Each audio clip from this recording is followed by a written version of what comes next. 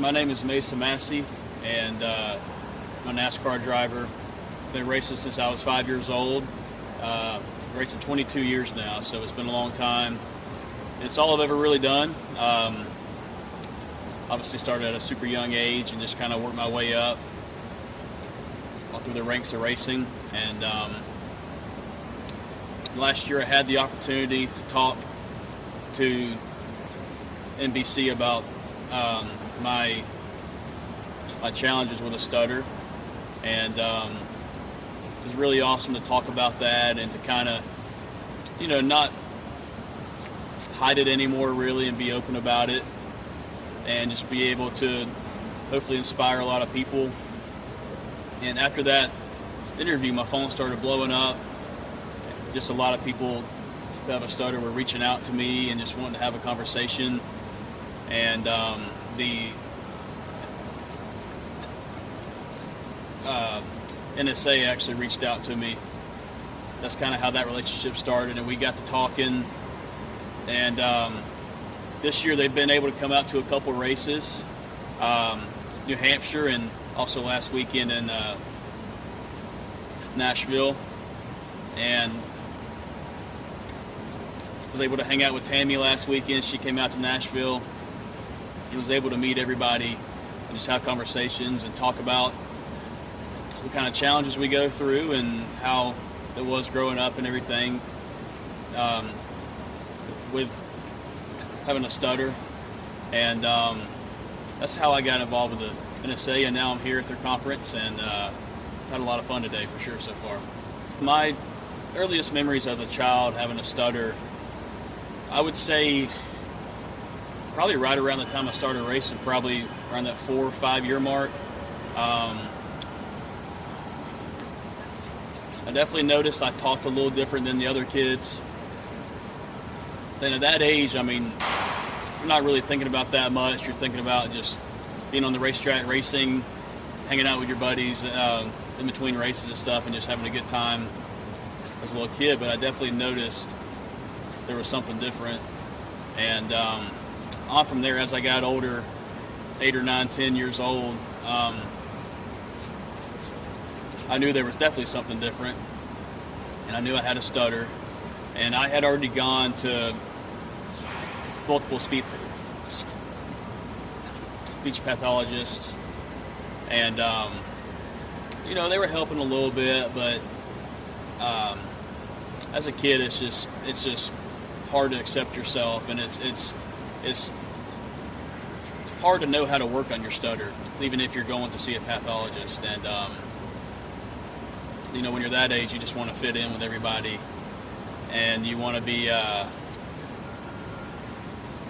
just want to be like everybody else and fit in. So yeah, it was definitely hard, and being in the racing world with a stutter too was hard as a kid. And I was having to do interviews like this when I was 8 or 9 years old, and you definitely over the years get some weird looks from people, and people that just don't really know what a stutter is. And as a kid, that's a little hard to get past. But as I went on in my journey, getting older and older with my stutter, I was doing more and more interviews as I moved up the ranks in racing. And over time, it gets a little bit easier. You get better at doing stuff like this, and you know how to minimize your stuttering. And but it was always still there, and it was something that was definitely kind of different about me. And I was, when I got older, I started racing NASCAR 5 years ago. It was when the cameras really started to come around, and it was lots of pressure, lots of interviews every weekend in front of a camera, and it was overwhelming at first, for sure. And I was still kind of at the point in my life to where I didn't really want anyone to know I had a stutter.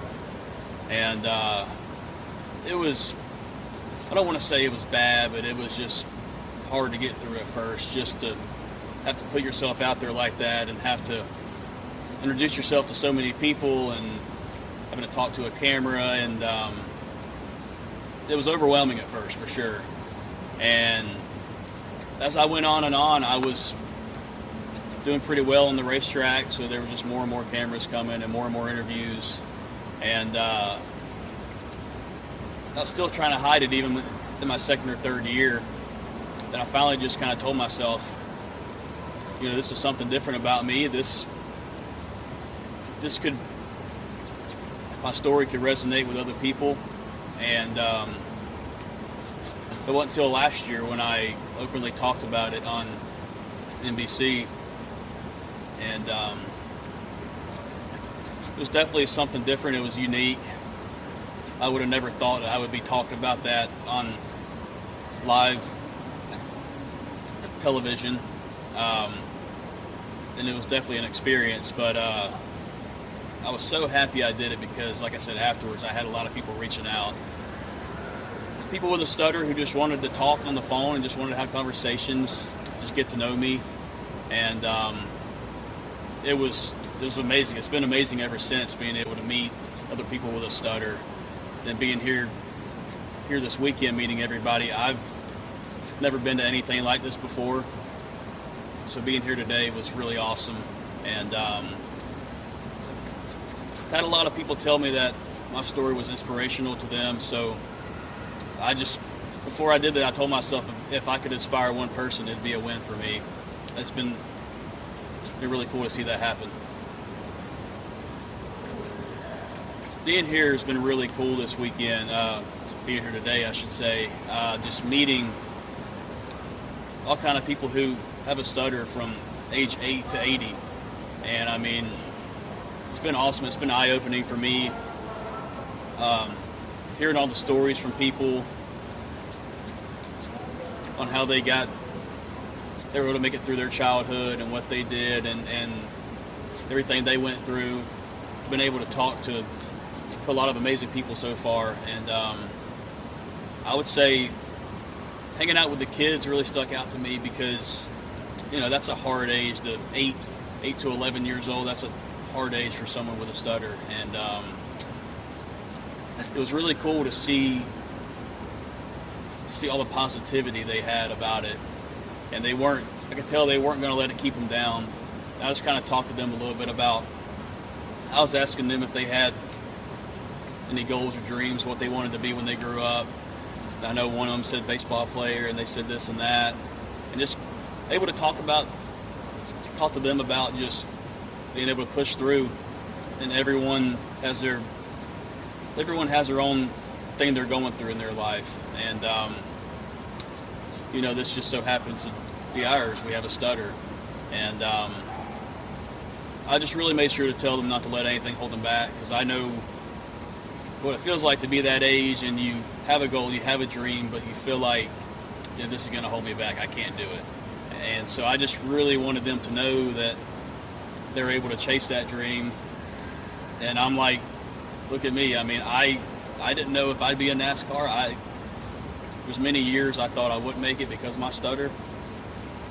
And being able to be where I am now and to kind of show all the kids and everybody here that if you're really good at something and you dedicate your life to it, you can make it no matter what's standing in your way.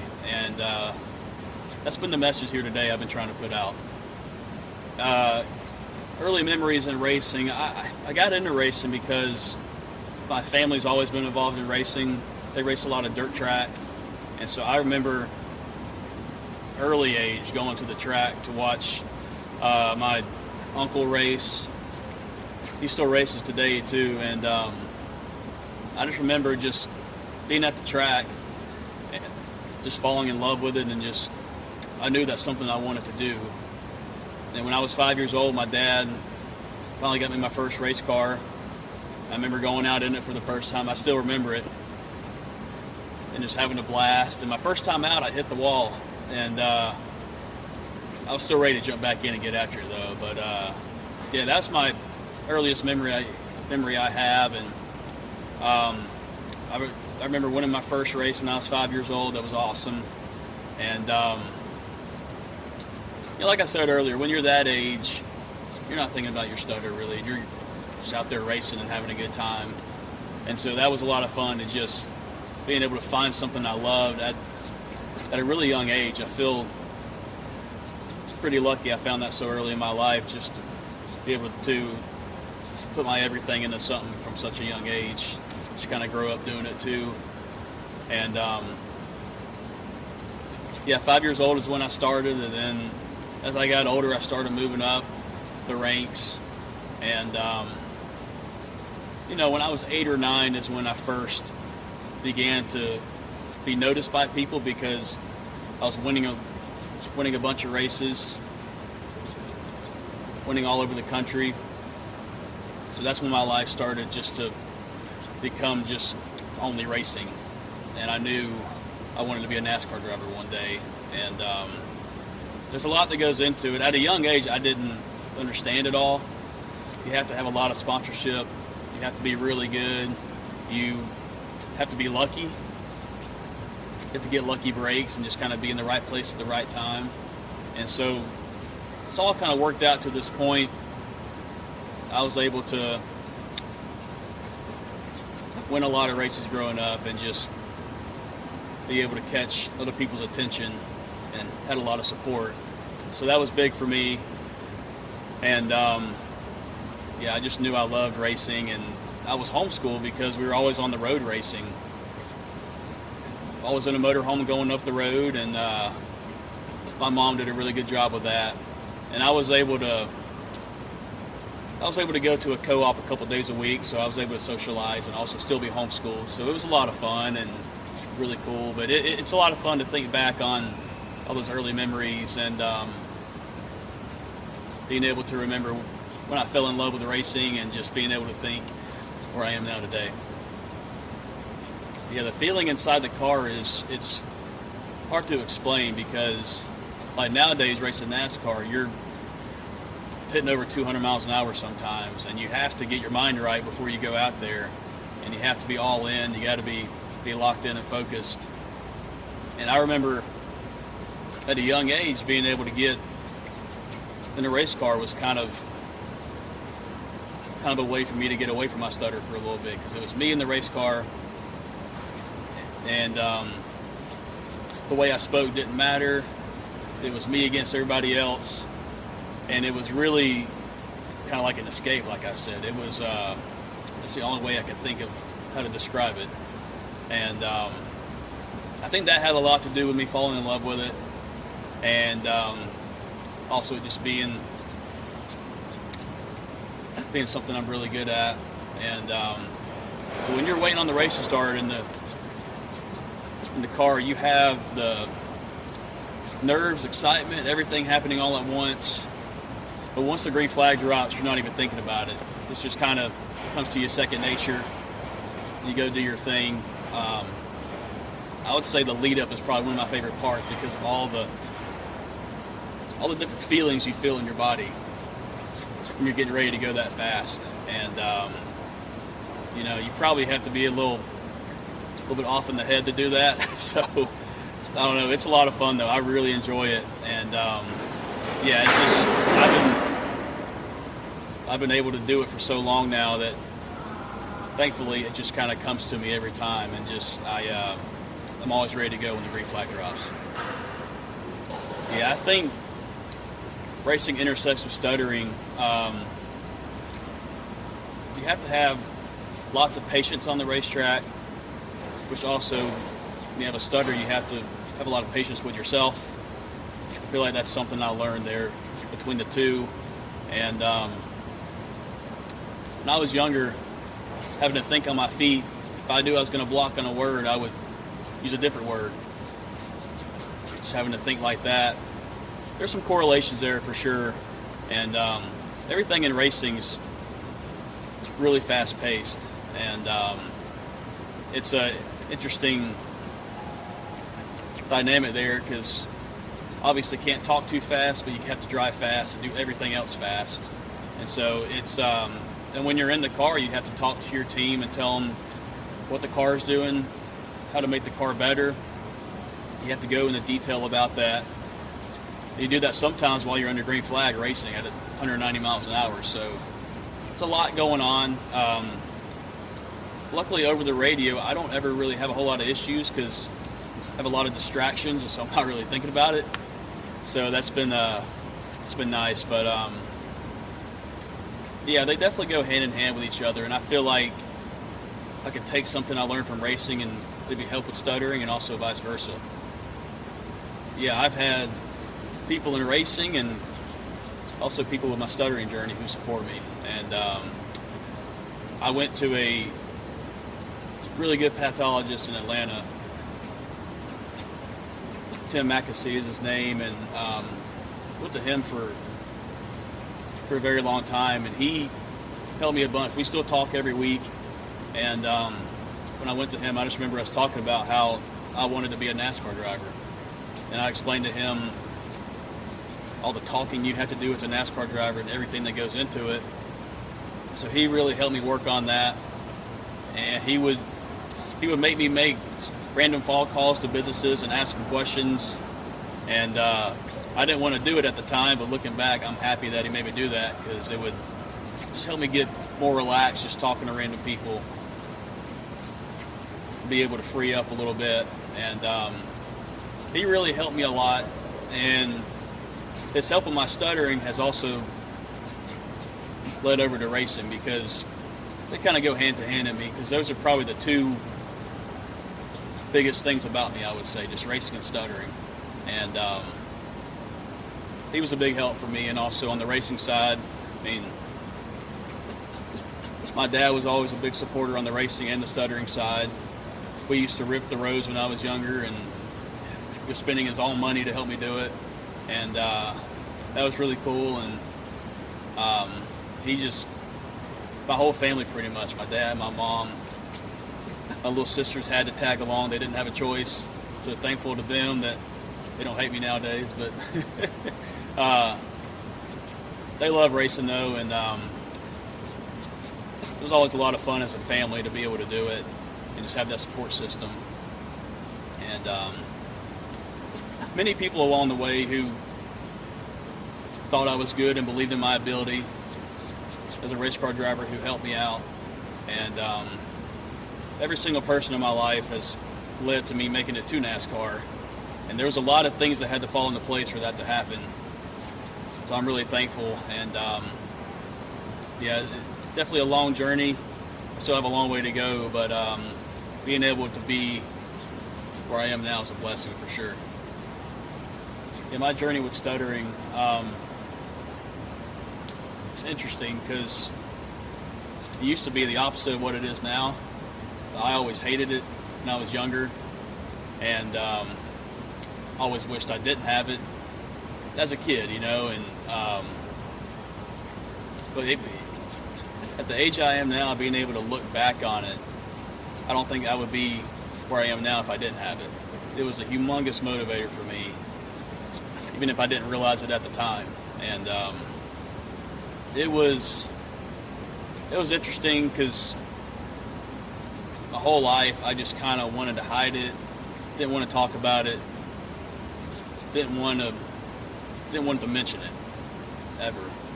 And there was something in me. I mean, when you're a kid, you kind of think, oh, maybe it'll go away when I'm an adult, all this stuff, and you realize it's not going to go away. And you're like, okay, I have to figure out a way to be able to live with this. And I started looking at it as more of a positive when I really, maybe a couple years ago, really just kind of sat back and looked at everything that's happened in my life. And like I said, I'm like, I don't think I'd be here if I didn't stutter. And it's really cool to see that right now. And I just, like last year when I talked to NBC about it, if you'd have told me I'd have done that 5 years ago, I'd have said you're nuts. And I wanted to be able to use it for a positive, not only for myself, but for other people. And like everybody I met here today, just as so many people come up and say that they saw that interview, they saw that whole deal. And it feels really good to be able to be with other people who stutter and have these conversations, and to see them kind of feel like they can openly talk and just talk kind of freely. And so I always had kind of a weird relationship with it. But as you get older, you start to realize, like, it's just something that's unique about me. And I believe in God, and I believe that He gave it to me for a reason. And I was always mad at that when I was younger, but as I get older, I'm like, all right, I see it now. And I think it's made me a better person, more empathetic for sure, and I wouldn't have it any other way, honestly. When I was 5, I knew where I wanted to be. I wanted to be racing NASCAR. I would say use it as a motivator. You're going to have people make fun of you. You're going to have people that tell you you're probably not going to make it because you have a stutter and all this stuff. And hearing that as a little kid can be really heartbreaking. And I would say to keep working hard and have your faith in God, because He has a plan and it's going to work out. And I feel like I did pretty good as a kid, kind of dealing with it. I probably could have done a better job, but when you're a kid, man, you just don't know. And it's really hard to, talking to the kids in there earlier, that age is really hard to realize, like, okay, I can use this as a positive. I can use this to help me get to where I want to be. Because a lot of times you can only think of it as a negative. And, like I said, it's been nothing but positive lately. And when you talk about it openly, it's kind of a freeing thing to do. And it's like a weight lifted off your shoulders. And that's what I told them. Just keep doing what you're doing. Block out all the noise. Work hard like you know how to. And if you do that, it's going to end up pretty well. I think everyone's voice matters, because we all have different opinions. We all think differently. I feel like everyone should have a voice to say what they want to say. And as a person with a stutter, when I was growing up, there's a bunch of things I wanted to say but just would never say it. And I was afraid to, whether I was at the racetrack hanging out with friends or whatever it was. And as you get older, you understand that